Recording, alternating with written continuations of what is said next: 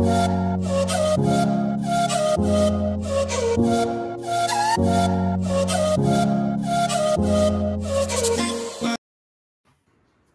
के सामने आपको जो स्टॉक दिख रहा है उसके बारे में हम चर्चा करने वाले हैं, because this is one of the best penny stock और आज हम इसी के बारे में चर्चा करने वाले हैं। उसका नाम है पिकाडेली एग्रो इंडस्ट्रीज लिमिटेड। तो अगर आपको इंटरेस्ट आ रहा है और अगर आपको कुछ बेस्ट पेनी स्टॉक चाहिए था जो आपको लॉन्ग टर्म में अच्छा खासा मुनाफा बना के दे सकता है, सो दोस्तों this video is for you. Because इस वीडियो में हम फंडामेंटल एनालिसिस करके देखेंगे कि इस स्टॉक ने मैक्सिमम रिटर्न फ्रॉम 2001 इसने है ना 8000% का रिटर्न दिया है, जो है ना कई बड़ी कंपनीज भी नहीं दे पाती है। कई अगर कोई भी आप बड़ी कंपनी का नाम ले लीजिए और उसका मैक्स चार्ट पैटर्न देख लीजिए तो उसका अच्छा खासा रहेगा, पर 2001 से लेके आज तक इसने 8000% का रिटर्न दिया है एंड वी आर एक्सपेक्टिंग कि ये आगे भी इसी तरह रिटर्न देने वाला है। देखिए मैं ऐसे टाइम पेनी स्टॉक नहीं बताता हूँ जब आप बाय ना कर पाओ, बिकॉज मुझे मेरा मानना है कि पेनी स्टॉक ऐसे टाइम पर बताना चाहिए जब है ना हमारे पास बाइंग करने की कैपेसिटी हो और वो रन अप नहीं किया हो। बिकॉज अगर वो रन अप कर दिया हो और अपर सर्किट में हो तो हमें बाय करके कुछ फ़ायदा नहीं होता है, उल्टा हम फंस जाते हैं, बार बार बाय ऑर्डर लगाते हैं और कुछ होता नहीं है। देखिए ये पेनी स्टॉक है ना अभी तक अपना रॉकेट बना नहीं है। यहाँ पर आप इसका जो अपवर्ड मूवमेंट देख रहे हो ये तो बस शुरुआत है और ये तूफान के आने वाली पहले वाली हवा है। जो तूफान इतना बड़ा आता है उसके पहले जो हवा आती है ना वो ये हमें दिख रही है। कहीं ना कहीं ये जो लेवल्स हमें बनते हुए दिख रहे हैं ना यहाँ पर, इसको तोड़ने के बाद ये स्टॉक तूफान बन जाएगा। तो ये रेजिस्टेंस इसने 5 साल पहले फेस किया था, अब वो फिर से उस रेजिस्टेंस के पास आ रहा है और वो रेजिस्टेंस को एक बार अगर उसने फेस कर लिया ना अच्छी वॉल्यूम के साथ तो आपको एक अपवर्ड मूवमेंट देखने मिलेगी। इसके लिए मैंने आपको है ना पहले ही टारगेट्स और लेवल्स बता दिए, क्योंकि मैंने फंडामेंटल एनालिसिस अभी तक चालू ही नहीं किया, ताकि कई सारे लोग रहते हैं ना वो स्टॉक का नाम और टारगेट्स और लेवल्स देखकर ही चले जाते हैं। तो अगर आपको ये लेवल दिख गए हैं तो आप इसके नोट कर सकते हो। ये जो आपका इसने ऑल टाइम हाई लगाया है ना, ये ऑल टाइम हाई को क्रॉस करते ही ये स्टॉक ऊपर चले जाएगा। तो आपको वेट करना है और डेली इस पर नज़र रखनी है। और फिलहाल तो अगर बात करें तो ये है ना अपना लोअर ट्रेंड में चल रहा है। Over the period of 1 week इसने 7.5% की है ना डाउनवर्ड मूवमेंट दी है, जो आपको अभी बाय करने के लिए एक अच्छी मूव है। देखिए इसका नाम जो है ना एग्रो इंडस्ट्रीज, तो हमें ऐसा लगता है कि यार एग्रीकल्चर से रिलेटेड है तो क्या ही होगा। दोस्तों इसका नाम एग्रो है पर ये एग्रो से रिलेटेड नहीं है, ठीक है। तो है ना फटाफट से है ना इसका फंडामेंटल देख लेते हैं। कंपनी की ऑफिशियल वेबसाइट पर आ गए हैं हम और यहाँ पर हमें है ना इसके अलग अलग प्रोडक्ट्स दिख रहे हैं। ये देखिए ये सबसे पहला इसका प्रोडक्ट है विस्लर, फिर सेकंड है गोल्ड वाइन्स और थर्ड है स्ट्रिंग। और देखिए इसके प्रोडक्ट्स को मैं स्लोली है ना स्लो मोशन में आपको ऊपर ऊपर करके बता देता हूँ। तो देखिए ये पिकाडेली है ना, ये 1967 से है ना यहाँ पर मार्केट में अपनी पोजीशन बना के रखी है इस स्टॉक ने, और ये बहुत ही अच्छा स्टॉक है। बिकॉज आप यहाँ पर देख सकते हो कि wine, whisky and rum and vodka and ये सारी चीज़ों की ये डिलीवरी करता है, ये सारी चीज़ों को ये सेल करता है and this is the core business of this stock. Actually ये स्टॉक है ना शुगर सेक्टर में है, पर जो इसका मेन रेवेन्यू सोर्स है ना वो इन सारी चीज़ों से आता है।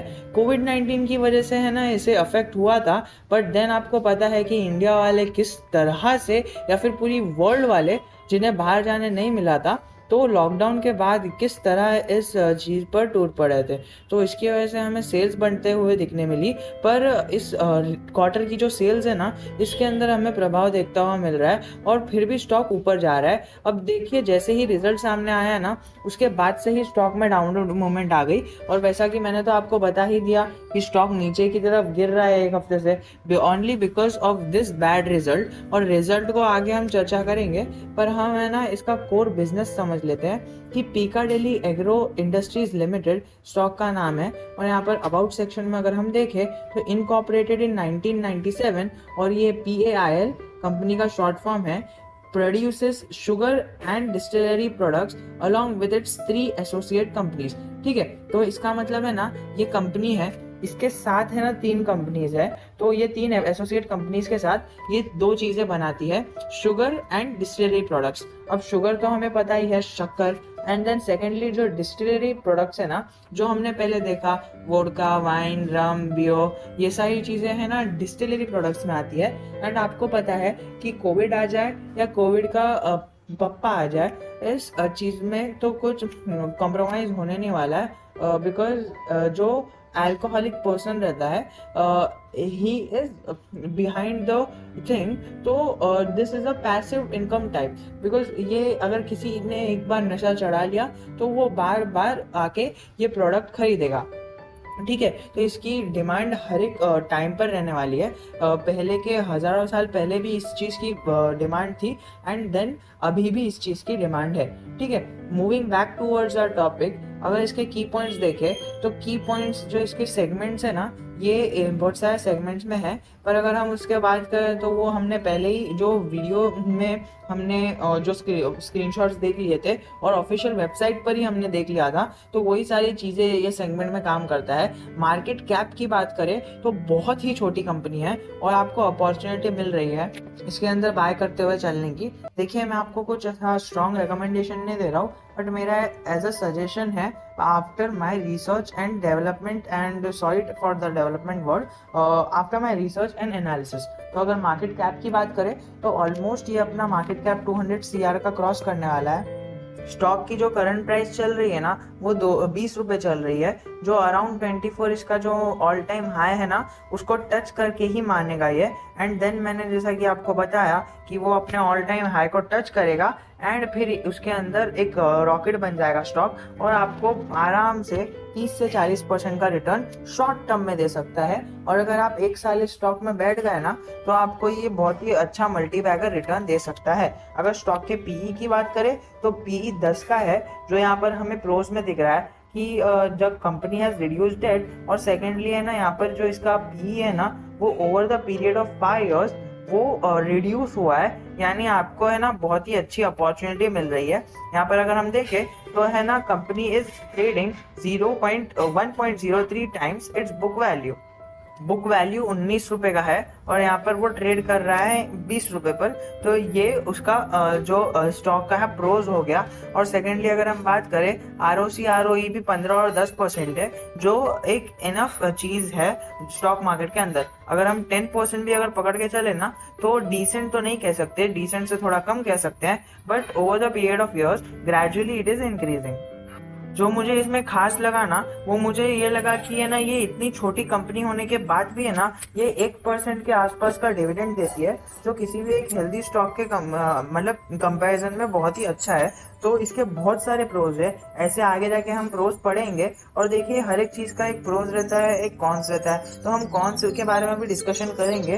Why I am focusing on this is because ये ऐसी कंपनी है जिसका, देखिए, अगर हम इसके मार्केट कैप की बात करें तो सबसे ज्यादा जो मार्केट के ऊपर बैठा है ना लीडर, वो है United Spirits with around 47,496 CR market cap, और ये सिर्फ 200 करोड़ की है और ये 50,000 करोड़ की है। तो 200 से 50,000 जाने के लिए मतलब बहुत ज्यादा स्कोप है। और ऐसा नहीं कि ये एक ही बार में इधर पहुंच जाएगा, इसका स्कोप अगर इधर भी चले जाएगा ना, ये 600 है और ये 200 है, यानी अगर सेकेंड लार्जेस्ट कंपनी को भी टक्कर देता है ना, तो मतलब 200 से 600 is a way more difference, and it can give you around 3x returns, which is around 10 rupees will be converted into 30 rupees, which is a lot of amount. Okay, so 300% return is like a lot. Okay, और अगर हम बात करें इसके cons की, तो cons में हमें यहाँ पर दिख रहा है कि इसका जो रिटर्न ऑन इक्विटी है ना, वो घट गया है। ओके, तो पहले जो हमें इक्विटी पर रिटर्न्स मिलते थे ना, वो ज्यादा थे, पर अब जाके वो थोड़े कम हो गए हैं over the period of 3 years। तो ये एक इसका कॉन है। एंड उसके अलावा तो मुझे ऐसा कोई कॉन लगा नहीं। प्रमोटर्स ने अपनी हिस्सेदारी है ना जरा भी कम नहीं की है। एंड ये भी शॉकिंग बात है कि इतना छोटा स्टॉक होने के बावजूद भी प्रमोटर्स को अपनी कंपनी पे भरोसा है, एंड उनका स्टॉक जो है ना, वो मैक्सिमम है, यानी over the period of 100% they are having 70% of the market cap, which is enormous. इनके पास डेट नहीं है, इनके पास कर्जा नहीं है, इन्होंने लाइबिलिटी ज्यादा नहीं है, इनके पास लोन्स नहीं है, बोरिंग्स नहीं है, ये सारे अपने दम पर कर रहे हैं। एंड इनका जो प्रमोटर्स होल्डिंग है वो प्लेज भी नहीं है, यानी गिरवी भी नहीं है, जो एक बहुत ही अच्छा सिंबल दे रहा है कि yes this is the penny stock, this is the one which we can invest.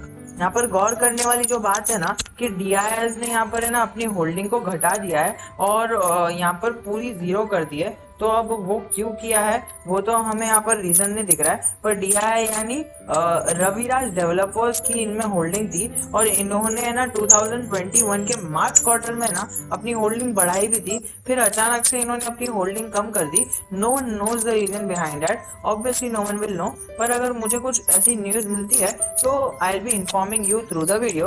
तो इसीलिए मैं कहता हूँ कि है ना नोटिफिकेशन दबा दो यार, सब्सक्राइबर्स नहीं चाहिए मुझे, बट अगर नोटिफिकेशन आइकन को आप दबा दोगे ना तो आपको है ना मतलब पता चल जाएगा और लेटेस्ट न्यूज से आप है ना वाकिफ रहोगे। अगर हम इसके मार्च क्वार्टर के नेट कैश की बात करें तो ईयर ऑन ईयर है ना इसने अपना नेट कैश भी बढ़ा दिया है, जो 12 करोड़ के लॉस में था, यानी इन्हें 12 करोड़ देने थे, नेगेटिव में था, और अब वो 4 करोड़ के नेट कैश इनके पास पड़ा है। ज्यादातर ये कोई देखता नहीं है स्वॉट एनालिसिस, पर अगर हम इसके स्ट्रेंथ की बात करें तो कंपनी के जरा भी शेयर प्लेज नहीं है, और स्ट्रेंथ एक है कि कंपनी के पास मैक्सिमम होल्डिंग है which will sum up around 71%, तो होल्डिंग इनके प्रमोटर्स के पास ही है, जो एक बहुत ही अच्छा सिग्नल देता है किसी भी स्टॉक के एंट्री में। अगर इसके वीकनेस की बात करें